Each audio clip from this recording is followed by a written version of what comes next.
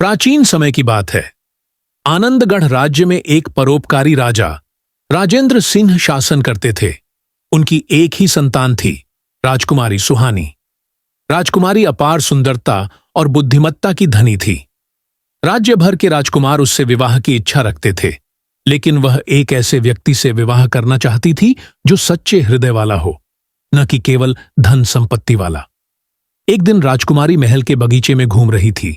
तभी उसकी नजर महल के निर्माण कार्य में लगे एक युवा मजदूर अर्जुन पर पड़ी।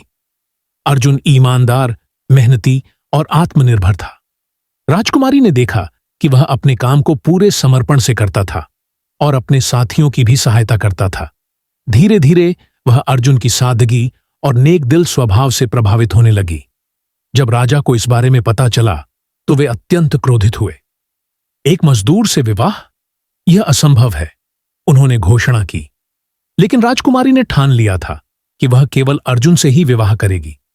जब राजा ने उसे समझाने की कोशिश की तो उसने कहा, पिताजी, एक व्यक्ति की सच्ची संपत्ति उसका चरित्र और परिश्रम होता है, न कि केवल धन।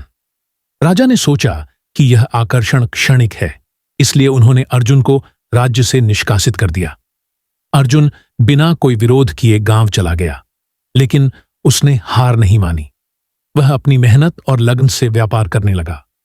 वर्षों की कड़ी मेहनत के बाद वह एक सफल व्यापारी बन गया और कई राज्यों में उसकी प्रसिद्धि फैल गई।